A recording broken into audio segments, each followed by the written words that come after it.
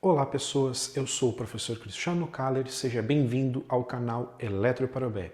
No vídeo de hoje nós vamos trabalhar um dos temas centrais de Karl Marx, que é infraestrutura e superestrutura. Se você quer se aprofundar mais nesse tema, fique com a gente até o final desse vídeo e nós vamos retomar agora logo após a vinheta.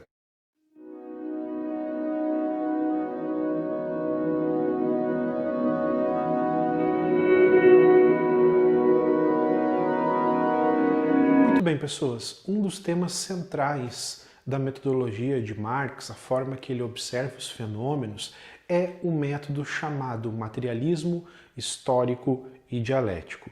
Mas para nós compreendermos como que funciona, como que é esse método que Marx utilizou, primeiramente nós temos que voltar a uns conceitos mais simples, mais básicos.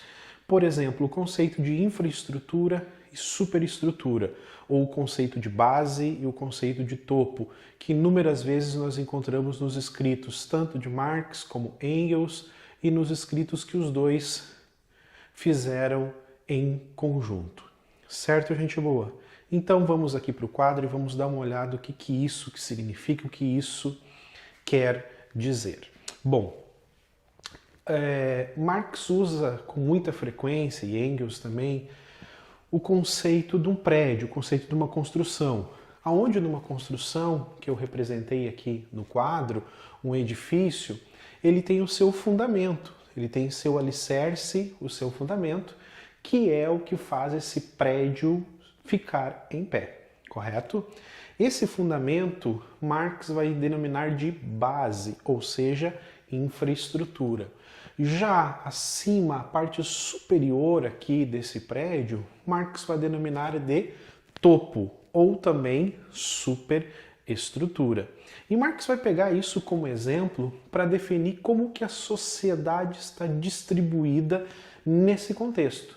Base, infraestrutura, topo, superestrutura. Então percebam que em Marx a sua pesquisa começa a partir das relações de produção das pessoas e a partir do modo de produção.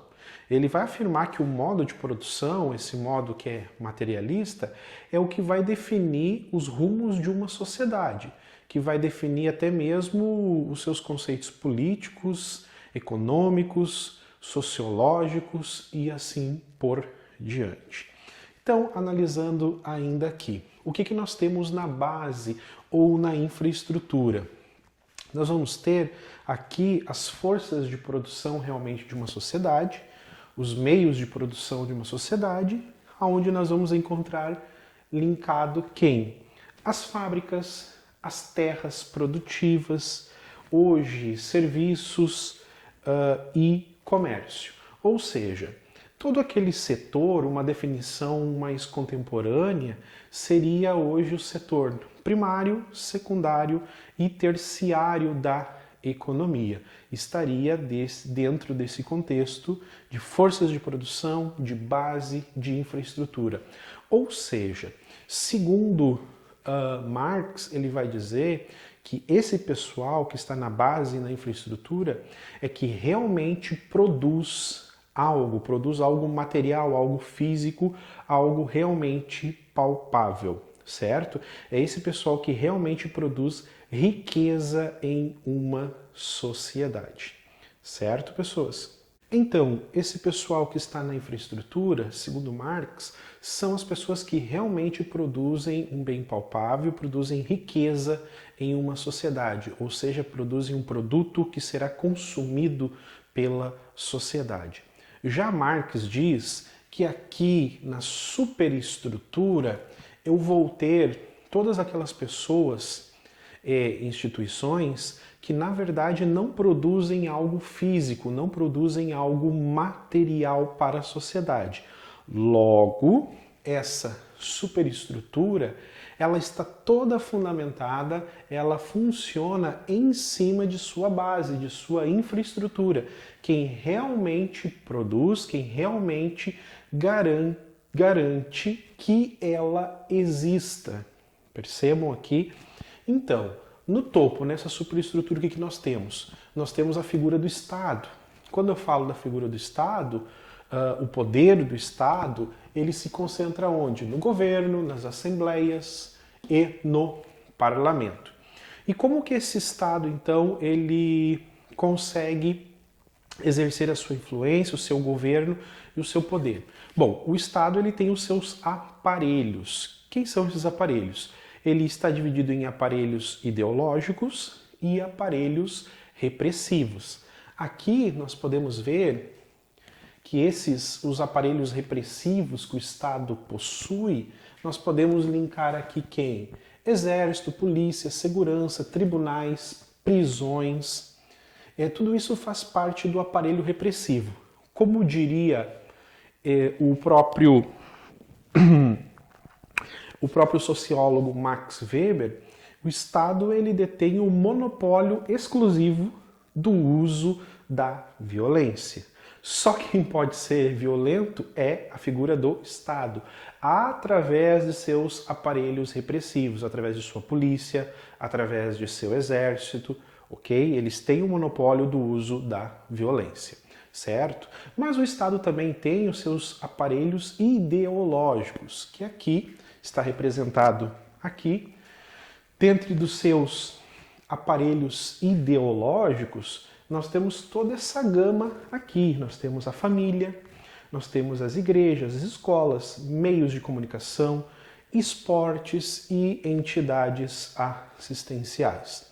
Percebam aqui que meios de comunicação são diversos. Meios de comunicação nós podemos abrir aqui nesse outro colchete aqui, como a imprensa, o rádio, a TV, o cinema, teatro e a informática de forma geral, as mídias sociais, de uma forma ampla, a internet de uma forma geral. Aqui as entidades assistenciais, nós podemos abrir alguns exemplos. Partidos políticos, sindicatos, cooperativas, serviços de saúde e até mesmo previdência social. Então percebam que tudo isso faz parte dos aparelhos ideológicos do Estado. Por isso que Marx faz a seguinte crítica. Qual é a crítica marxista? Que a superestrutura vai representar aqueles que dominam o restante da sociedade. Então aqui embaixo na infraestrutura estão a figura dos dominados, e em cima, na superestrutura, encontra-se a figura da classe dominante. E ele vai dizer mais, ele vai dizer que essa classe dominante, como ela tem nas suas mãos os aparelhos, as instituições, os aparelhos do Estado, ela pode determinar, ela pode influenciar o seu pensamento dominante, ou seja, ela pode querer implementar a sua ideologia, a ideologia da classe dominante para a classe dominada, porque ela tem tudo a seu favor, ela tem todas as instituições que estão ligadas a este poder do Estado.